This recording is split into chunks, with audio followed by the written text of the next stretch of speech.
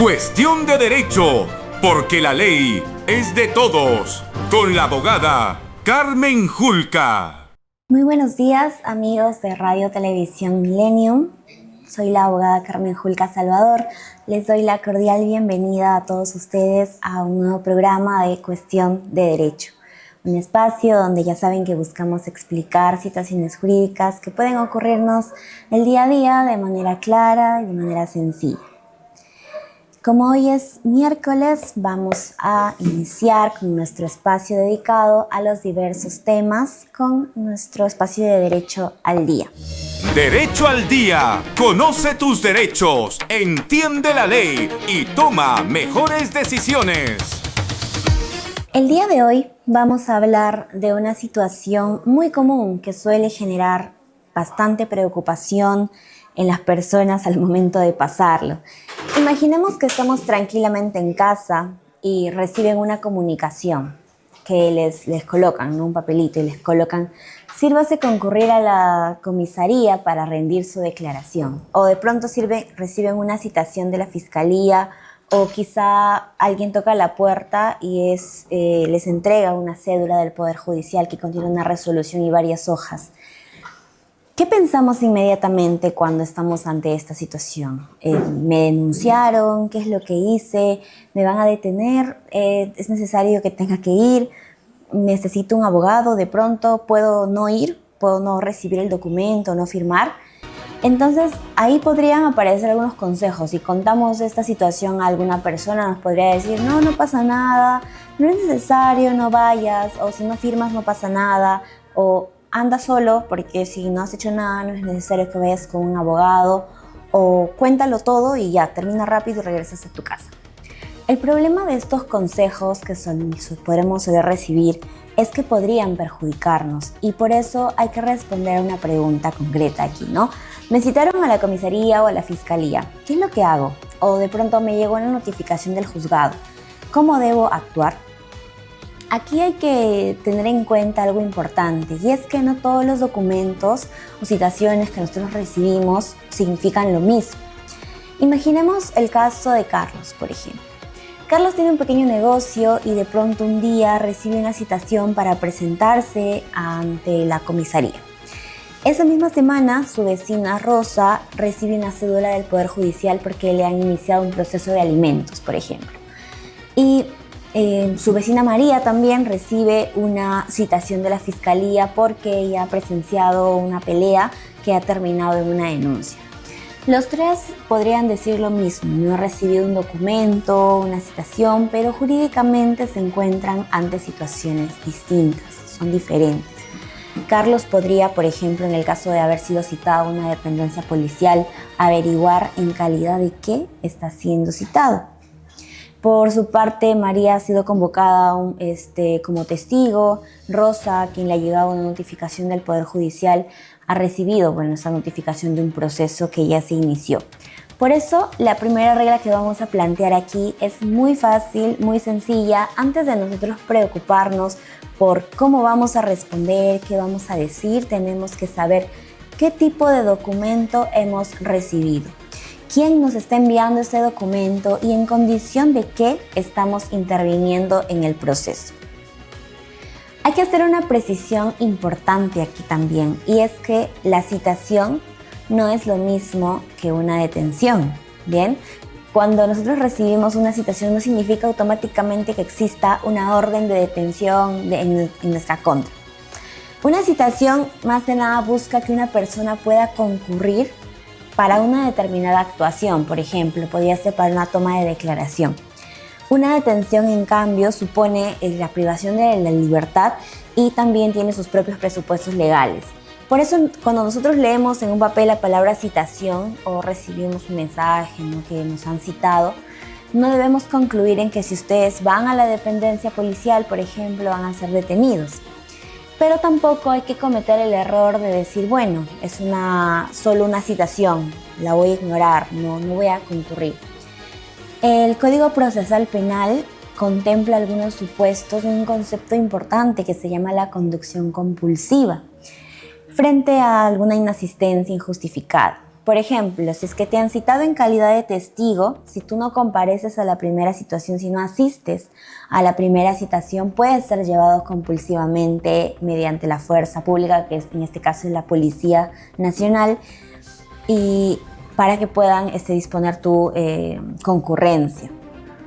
O también durante alguna investigación fiscal, el mismo fiscal puede disponer la conducción compulsiva para la concurrencia del investigado o de otras personas que puedan ser útiles para la investigación. Sin embargo, aquí tampoco queremos decir que conducción compulsiva significa que te van a detener, te van a meter a prisión o vas a tener alguna condena, sino que su finalidad principal es que la persona pueda comparecer, pueda asistir y efectuarse la actuación correspondiente.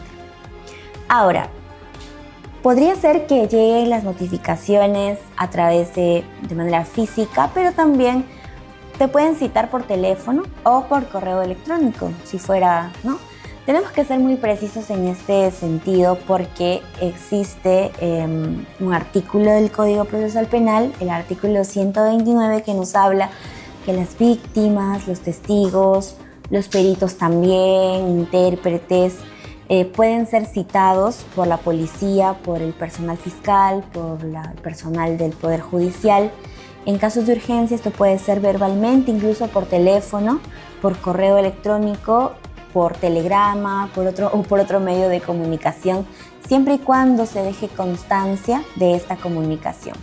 Entonces no deberíamos decir que si no nos ha llegado una hoja en físico no tenemos una citación, ya que el código señala que podría también ser la notificación darse por otros medios.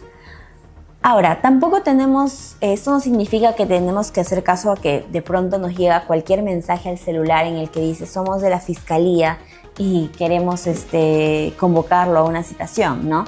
Si recibimos una comunicación inesperada de pronto por teléfono, por WhatsApp, tenemos que verificar siempre cuál es la dependencia que nos está convocando.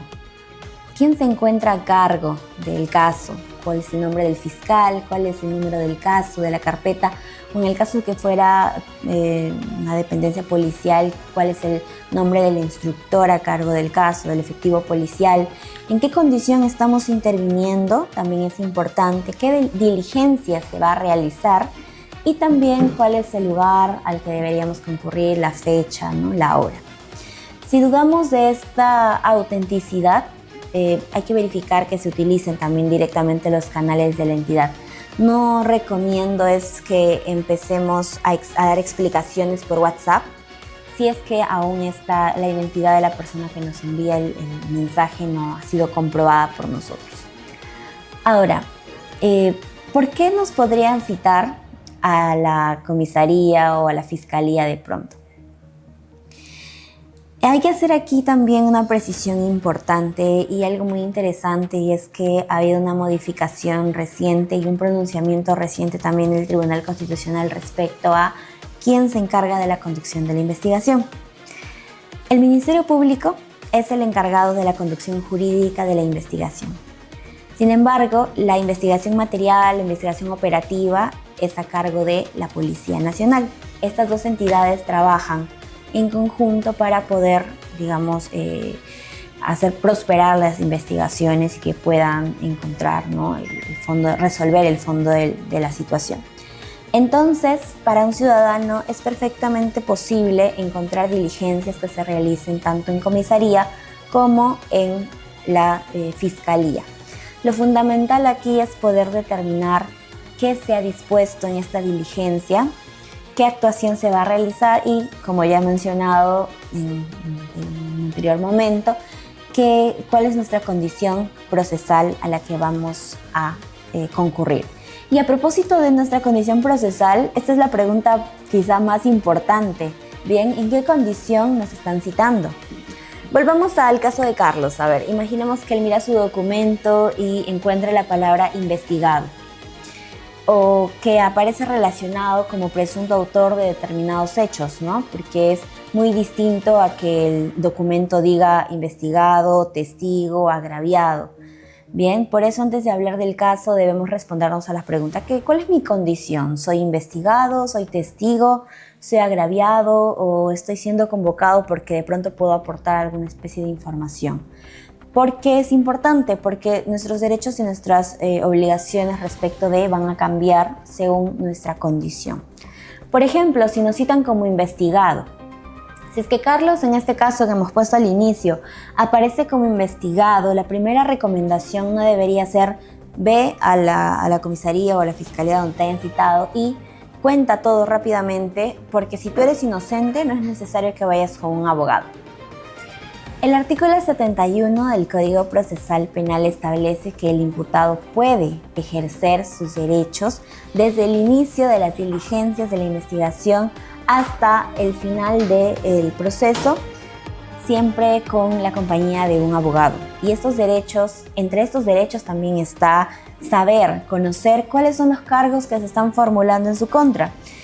También ser asistido por un abogado defensor y también tiene el derecho de abstenerse a declarar. Tiene el derecho a guardar silencio en el caso del investigado. Y esto tampoco quiere decir que si nosotros recibimos una citación como investigados en un proceso penal, quiere decir que somos culpables de plano. Precisamente el proceso penal tiene diversas etapas en las cuales se investiga al inicio, ¿no? En la etapa de investigación preliminar y preparatoria se está investigando si es que realmente ha ocurrido un delito, quién está participando, qué elementos de convicción existen.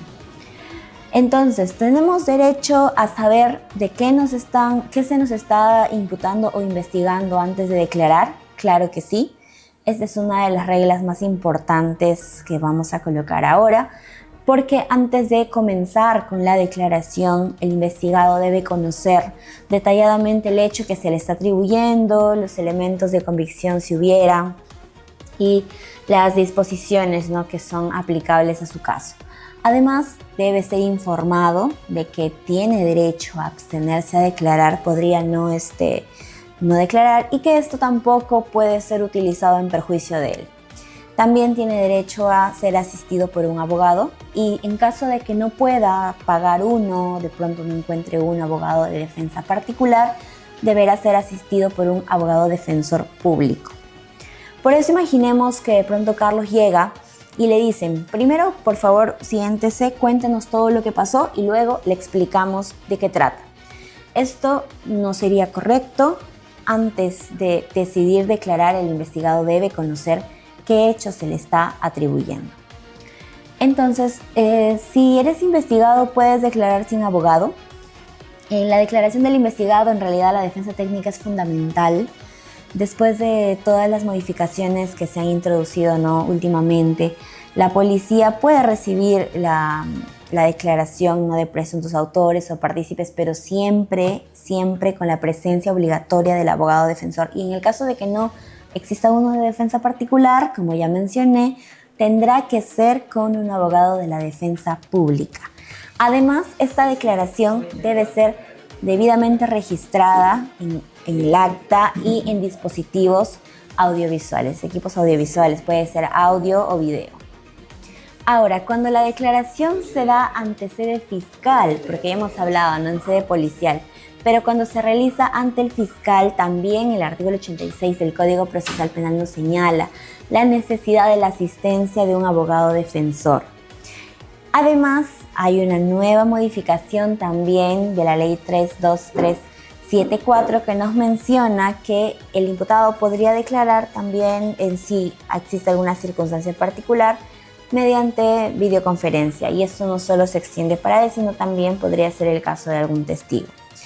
Entonces, si usted llega a la dependencia policial o dependencia fiscal y le dice, solo queremos hacerle algunas preguntas, no es necesario que tenga un abogado aquí, lo que realmente usted debe preguntar es en qué condición estoy interviniendo y qué diligencia se va a realizar, porque en el caso fuera un investigado, la presencia del abogado es elemental. Ahora, ¿puedo guardar silencio? ¿Cómo funciona esto del derecho a guardar silencio en el caso de que yo sea un investigado?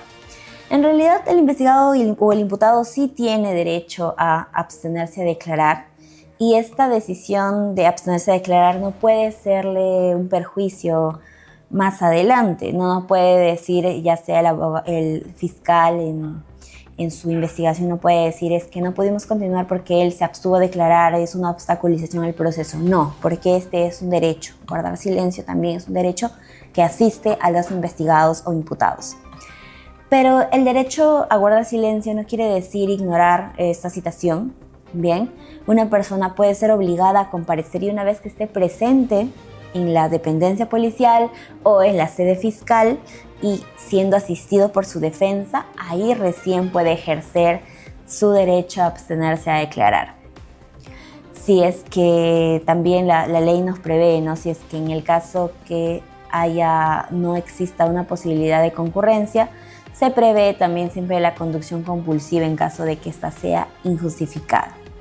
Entonces, no confundamos el derecho a guardar silencio con el derecho a desaparecer y no atender ninguna citación, ¿no? Porque son cosas bastante diferentes. Ahora, cosas que podrían decirnos, ¿no? Si tú eres inocente, responde todo, no hay problema.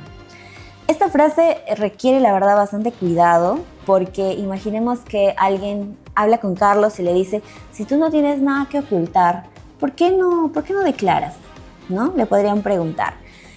Entonces, ejercer el derecho a guardar silencio aquí no significa que estemos confesando es una señal de culpabilidad, porque imaginemos que tú decides guardar silencio y te dicen, pero si no tienes nada que ocultar, ¿por qué no declaras? No podría guardar silencio entenderse como una señal de culpabilidad. La declaración del imputado es también un medio de defensa y la decisión de declarar o de pronto de no declarar debe adoptarse luego de haber conocido los hechos y también recibir la asesoría por parte de un abogado. Además, tampoco se debe utilizar ni la policía ni el personal fiscal debe utilizar mecanismos de coacción para obligar la declaración, ¿no? El código regula el proceso de declaración y también las garantías que se tiene dentro del mismo.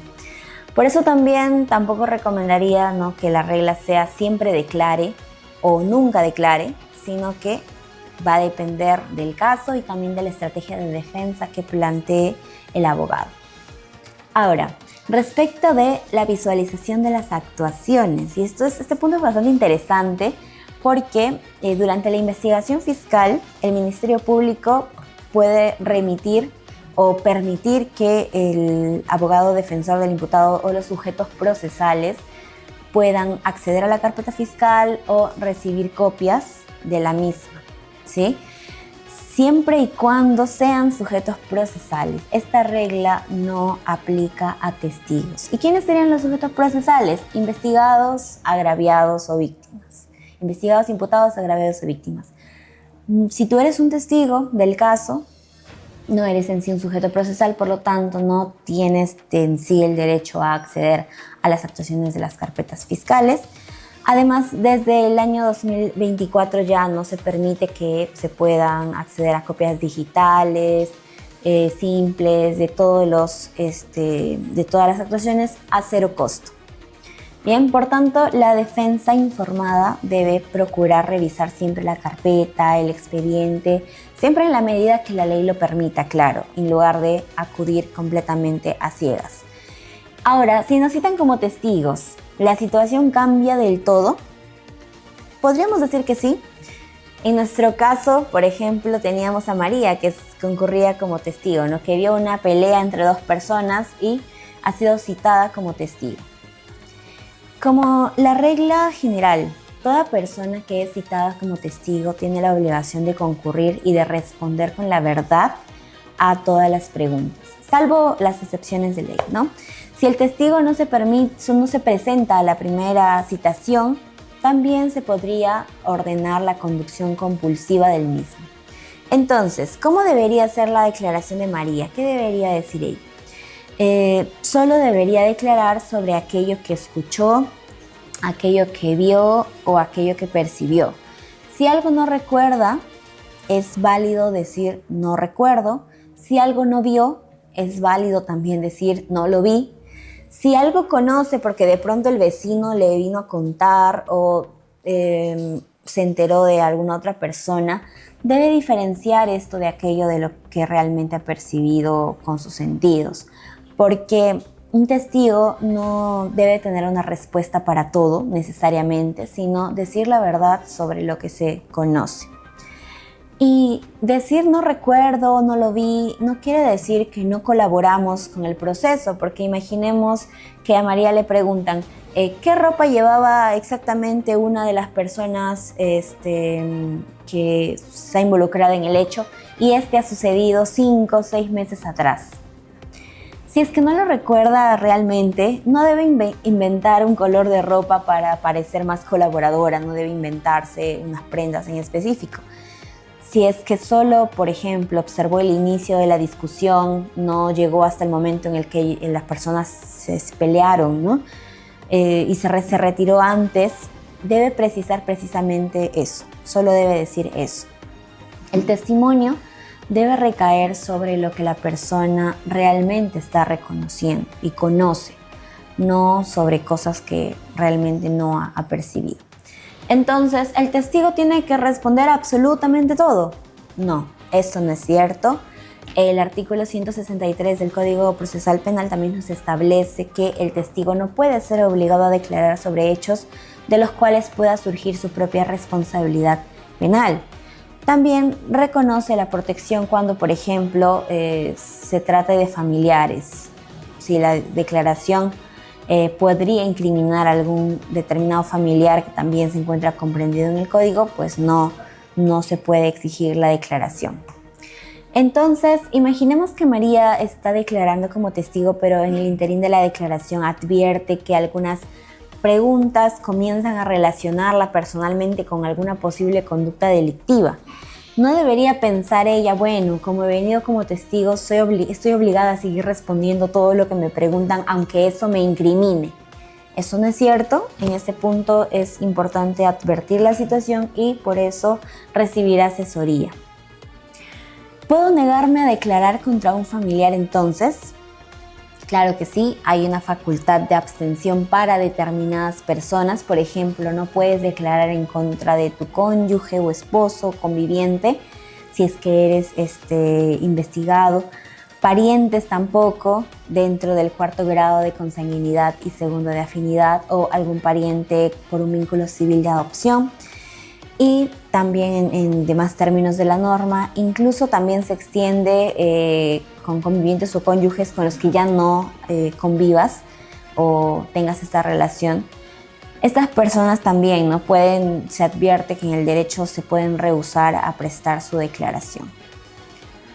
Ahora, respecto de los testigos, y también es importante precisar que podrían concurrir a la citación con la presencia de un abogado, siendo que en su caso esta no es 100% obligatoria como en el caso de los investigados. Ahora, ¿qué sucede si soy un agraviado? Si soy una víctima. Imaginemos, por ejemplo, en un caso de una persona a la que le sustrajeron el celular, le hurtaron el celular y presentó una denuncia. Después de ello recibe una citación para poder ampliar su declaración. Entonces, en este caso, esta persona no está siendo investigada, tampoco es testigo, sino es agraviado. El Código Procesal Penal también protege al agraviado, reconoce que éste también tiene derecho a ser informado sobre los resultados de las actuaciones en las que participa y también ser escuchado ante determinadas decisiones que puedan, por ejemplo, extinguir o suspender la acción penal. Ellos también tienen derecho a recibir un trato digno, respetuoso y también contar con la debida protección a su integridad, incluida también a la de su familia. Por eso también es importante que la víctima de la situación concurra cuando corresponda. También es importante que brinde información, que ésta sea precisa. Si es que tiene algún documento, fotografía, alguna conversación, algún elemento relevante que pueda apoyar a la investigación, poder presentarlo por los canales adecuados, ya sea a instancias policiales o a la fiscalía misma, sin alterar esos documentos ni tampoco deshacerse de esos documentos. Ahora, vamos a ver el caso en el que hayamos recibido una notificación, una cédula del Poder Judicial. Si nos llegó una cédula del juzgado. Imaginemos ahora que en nuestro caso, por ejemplo, que hablábamos al inicio, ¿no? La señora Rosa se encuentra en su casa y llega un notificador, toca la puerta y le entrega una notificación del Poder Judicial. Al abrirlo encuentra una resolución en el que dice admítase a trámite la demanda, junto con ella hay otras hojas y ella no entiende la situación. Lo que hace es llamar a una persona, ¿no? A cualquier persona familiar y dice, me acaban de denunciar en el juzgado. Aquí vamos a corregir un poco el lenguaje. Bien, en el proceso civil o de familia, lo que podría haber recibido la señora Rosa en nuestro caso es una notificación de una demanda que haya podido ser admitida a trámite. Justo el artículo 430 del Código Procesal Civil nos menciona que cuando el juez establece que una demanda ha sido calificada de manera positiva, se confiere el traslado al demandado para que inicie el proceso y en este caso se hace el emplazamiento o el envío de la cédula al domicilio. Entonces, cuando nosotros recibimos la notificación de admítase a trámite una demanda, ¿quiere decir que ya hemos perdido el caso? En realidad no. En realidad aquí estamos hablando de una pretensión que está dirigida hacia nosotros y que debemos conocer para poder ejercer también correctamente nuestro derecho de defensa. Entonces, si me llega una resolución del juzgado, ¿qué es lo que yo debo revisar? ¿Qué es importante revisar? No debemos ver solo la primera hoja, bien, sino revisar, por ejemplo, qué órgano jurisdiccional nos lo está enviando, cuál es el número de expediente, quién es el demandado, quién está demandando, quién es el demandante, qué está solicitando la otra parte, cuál es la parte resolutiva del juez, qué documentos se anexan, hay algún plazo, de pronto hay un plazo para contestar la demanda, hay una programación de audiencia en el caso sea, ¿no? La resolución contiene alguna especie de apercibimiento, entonces no debemos perder de vista esos elementos, tener en conocimiento todo ello que también, bueno, lo encontramos debidamente en la cédula de la notificación. Y bueno, aquí también vamos a tener en cuenta los plazos, ¿no? Porque no podemos decir todas las demandas se contestan en 5 días o todas las demandas se contestan en 10, 3 días. El plazo va a depender del tipo de proceso y también depende de la actuación en concreto que ha sido notificada. Por eso hay que leer la resolución para poder determinar cuál va a ser la estrategia que se va a aplicar. Ahora, nosotros cuando recibimos una demanda, naturalmente llega un notificador y nos pide firmar la recepción de esta resolución. Y en el caso de cualquier resolución judicial, si no fuera una demanda propiamente, cualquier notificación, el notificador nos pide una firma. Entonces, imaginemos que cuando el notificador llega, la persona dice, bueno, no firmaré nada, así nadie puede iniciar ninguna acción legal en contra mía. En realidad, esta no es un impedimento para el inicio de la acción legal.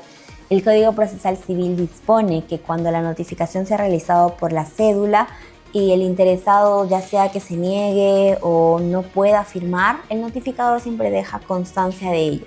Y esto no significa que no firmar se convierte automáticamente en o anula la notificación o vuelve a la notificación inexistente.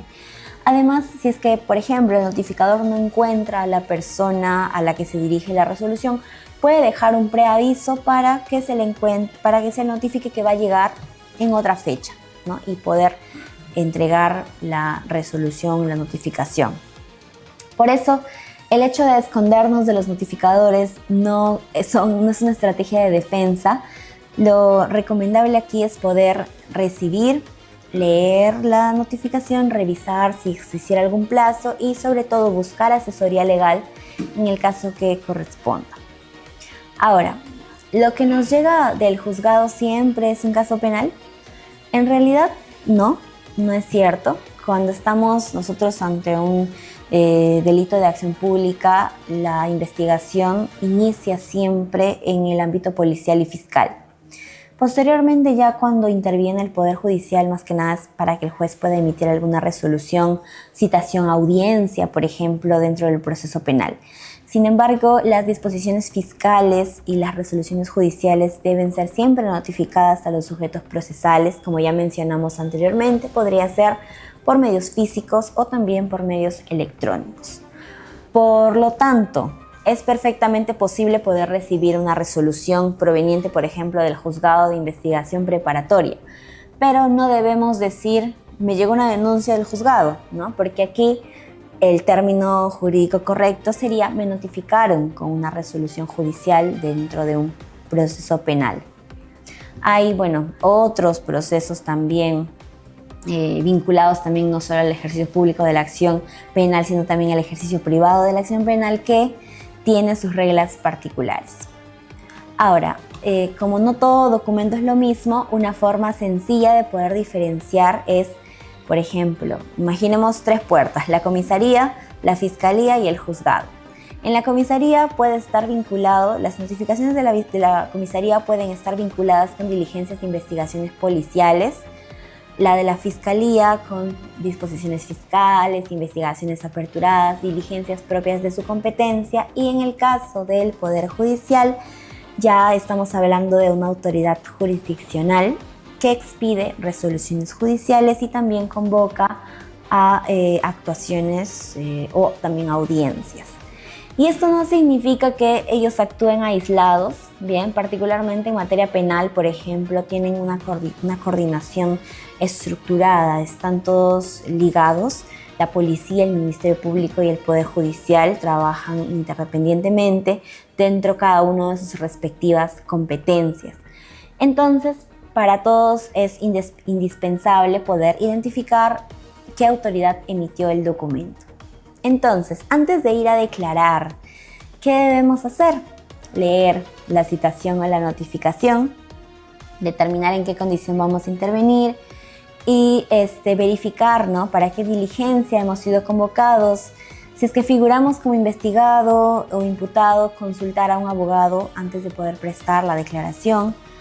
Organizar nuestros documentos si fueran relevantes, tampoco eliminar algún documento o alguna prueba, ¿no?, que sea relacionada al caso.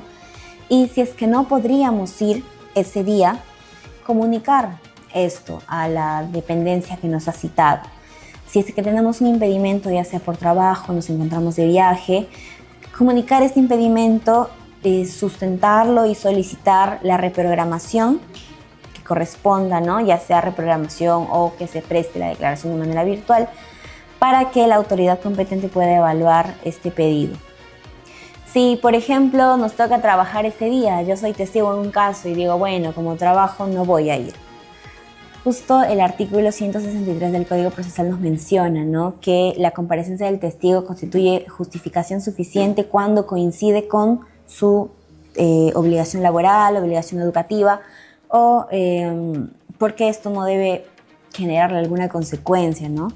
Entonces, si hemos sido válidamente citados, conforme la convocatoria de la diligencia que haya sido, y tenemos algún impedimento, debe ser comunicado oportunamente y sustentado ante el órgano que nos ha hecho la citación. Y durante la declaración, ya nos encontramos en el lugar, estamos sentados frente a la policía, por ejemplo. Si usted interviene como investigado, nunca olvide poder revisar que le puedan dar a conocer cuáles son los cargos por los que se le está investigando y también contar con una defensa. Nadie le puede impedir contar con un abogado defensor. Si usted no comprende una pregunta de pronto, puede pedir que se le reformule con mayor claridad. Si usted decide declarar, debe responder con la mayor precisión y también conforme a la estrategia que ha adoptado su defensa.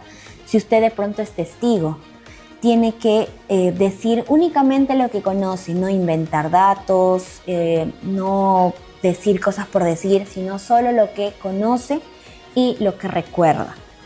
No trate tampoco de ayudar a una parte inventando información, ¿bien? Y algo fundamental, una vez de que usted termine su declaración se va a dar cuenta que le van a hacer llegar un acta, así le van a dar el acta para que pueda firmar. En esa acta se encuentra transcrita su declaración. Es fundamental que pueda leer el acta antes de firmarla, ¿bien? Respecto de la declaración del imputado, por ejemplo, la ley nos establece que tiene que encontrarse el acta reproducida del modo más fiel posible a lo que ha dicho, y que el imputado incluso puede dictar su respuesta, y la diligencia va a finalizar con la lectura obligatoria del acta y también la firma.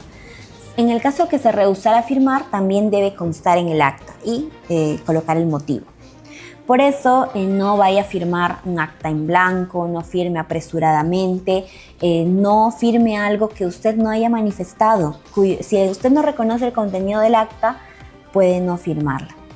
Ahora, volvamos nuevamente a nuestro caso inicial. Hablando de Carlos, él llega a la dependencia policial y un efectivo lo recibe y le dice: tranquilo, aún no vamos a tomar la declaración, estamos esperando que encendamos los equipos. Solamente cuéntanos informalmente, cuéntanos a ver qué ha pasado. Aquí debemos actuar con total prudencia, porque imaginemos que Carlos en nuestro ejemplo se encuentra vinculado como presunto autor o partícipe de un hecho. Y lo que realmente aquí se está pretendiendo es obtener información respecto de los hechos. Entonces la regulación legal establece garantías para poder recibir la declaración, y entre ellas es la presencia del abogado. No puedes prestar tu declaración ni hablar informalmente de ello ni nada por el estilo si es que no tienes un abogado defensor en el caso de que seas investigado. Y por eso siempre hay que preguntar, ¿no?, de manera respetuosa, claro está, en qué condición estoy interviniendo o qué diligencia estamos realizando. Y esto no se trata de ponernos altaneros, no querer colaborar con las diligencias, sino de conocer nuestro derecho. Bien, reconocer nuestro derecho a ser informados de qué acto procesal estamos realizando. Ahora, vamos a regresar al principio, ya para finalizar. Teníamos 3 personas, si recordamos. Carlos, que recibió una citación y no sabía si presentarse o no. María, que fue citada como testigo de un hecho. Y Rosa, que recibió una cédula del Poder Judicial con una demanda. Entonces, ahora, con esta información, podemos entender que el caso no va a ser igual para estas 3 personas. Carlos deberá identificar cómo interviene, si es investigado, si interviene como investigado, debe prestar su declaración según el derecho, ejerciendo su debido derecho de defensa. María, si fuera testigo, por ejemplo, debe concurrir y responder con la verdad, pero no inventando hechos, no siendo obligada tampoco a autoincriminarse. Y en el caso de Rosa, leer la demanda, leer la resolución, identificar qué se le solicita y actuar siempre dentro de los plazos que se establezcan. Para finalizar y para poder recordemos estas ideas. En primer lugar, una citación no equivale a una detención. No debemos ignorar tampoco una comunicación oficial, debemos siempre estar conscientes, saber, verificar quién está emitiendo esto y para qué actuación nos están citando. Tampoco no es lo mismo concurrir como testigo, como agraviado o víctima o como investigado. Si somos investigados, tenemos el derecho a conocer la imputación, contar con una defensa y abstenernos a declarar sobre los hechos, si es que lo quisiéramos. También tenemos derecho a guardar silencio, lo que no implica ignorar la citación.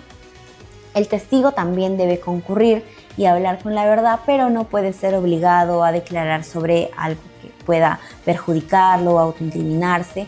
Y también existen algunos supuestos legales para abstenerse de declarar sobre familiares. También recordar que recibir una demanda no quiere decir que ya hemos perdido el proceso, ¿no? Tenemos que leer detenidamente los plazos, leer detenidamente la resolución. Negarse a firmar una cédula no significa que esta vaya a desaparecer. Nunca debemos firmar un acta sin leerla, y si tenemos dudas, siempre debemos asesorarnos debidamente con un abogado. Seguramente este programa nos ha dejado muchas preguntas que ustedes quisieran saber, ¿no? ¿Qué hago si me han citado por WhatsApp? ¿Qué sucede si aparezco como testigo y de pronto las preguntas empiezan a involucrarme? ¿Puedo pedir las copias de una carpeta? ¿O qué pasa si es que la policía me ha citado para declarar y de pronto ya no me quiere dejar ir? Todas estas preguntas las podemos desarrollar en próximos programas de Cuestión de Derecho. Nunca dejemos de conocer cuáles son los derechos que nos asisten para poder saber cómo defenderlos correctamente. Las consultas generales siempre podemos explicarlas en el programa, pueden ser dejadas por los canales de Radio Televisión Millennium o también al número de consultas 924-153-116.